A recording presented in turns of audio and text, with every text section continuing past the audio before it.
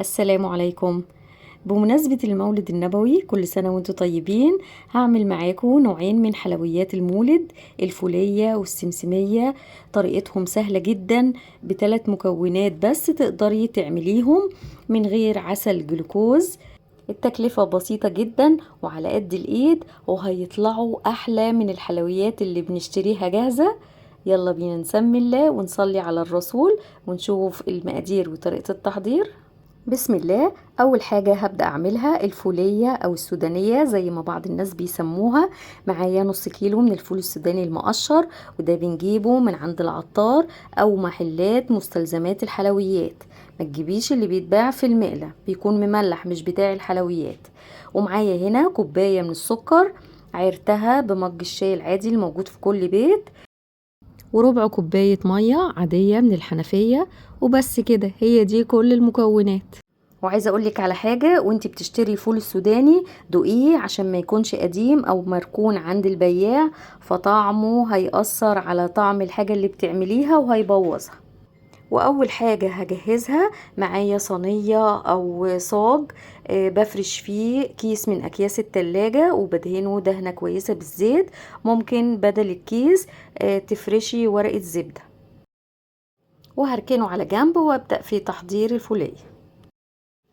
ودلوقتي رفعت طاسة على النار، ويا ريت الطاسة اللي تستخدميها تكون عميقة ويكون لونها فاتح عشان تاخدي بالك من السكر ما يتحرقش معاكي. نزلت فيها بكوباية السكر وعليهم ربع كوباية المية، وهسيبهم على النار لغاية السكر ما يدوب ويتكرمل. مش بنقلب السكر ابدا غير لما يدوب. ولو عايزة تساعدي بس على انه يدوب بسرعة، بتحركي الطاسة كده، بتهزيها يمين وشمال بس. ما تقربيش خالص للسكر بمعلقة غير لما يدوب. واول ما السكر بيدوب وبيبتدي يغلي بالشكل ده، بهدي النار تحته علشان السكر ما يتلسعش وياخد لون غامق ويمرر. وهنا ده شكل السكر بعد 5 دقايق. السكر داب كله وابتدى يغلي. هضيف دلوقتي عصير نص ليمونة واسيبه على النار لغاية ما يتكرمل وياخد اللون الذهبي. وعلى بال السكر ما يتكرمل، معايا طاسة رفعتها على النار، بحط فيها الفول السوداني. هسخنه كده لمدة دقيقتين عشان يخرج الرطوبة اللي فيه. هو متحمص، هو بس مجرد يسخن. وبقلب فيه ما بسيبوش، والنار بتكون هادية علشان الفول السوداني ما يتلسعش او يتحرق معاه. نرجع تاني للسكر اللي على النار. بقاله 10 دقايق وزي ما انتوا شايفين تقل وابتدى يلون. هعمل له اختبار علشان اشوف خلاص مظبوط ولا لسه محتاج يقعد تاني على النار.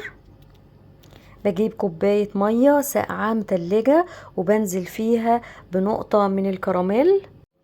اول ما الكراميل بينزل المية بتلاقيه اتجمد، امسكيه بايدك دوسي عليه. لو لقيتيه لسه طري معناها انه لسه مستواش، عايز دقيقة او 2 تاني على النار. انا هنا لقيته لسه طري، فهسيبه لغاية ما يتكرمل مظبوط وياخد لون ذهبي جميل. هنا لسه اللون فاتح شوية.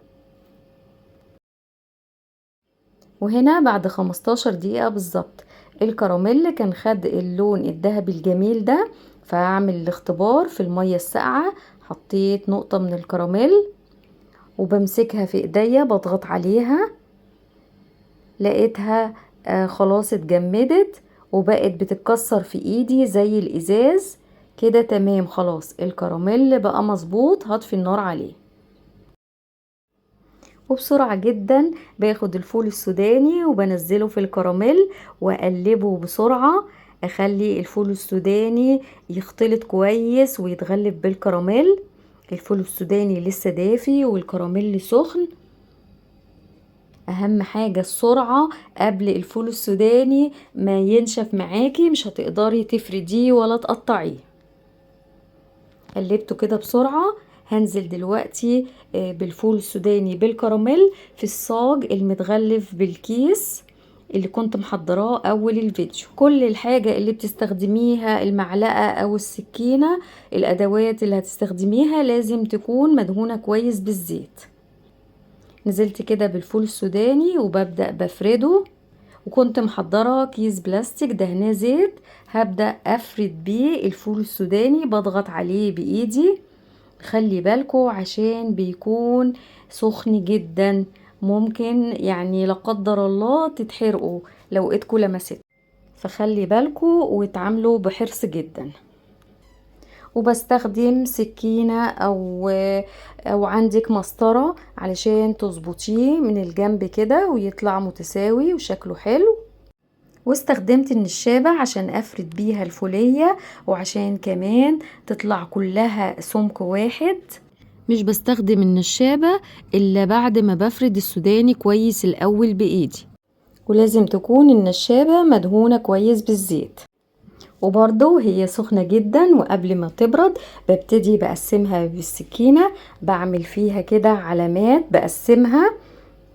قسميها قطع صغيرة، قطع كبيرة، زي ما تحبي.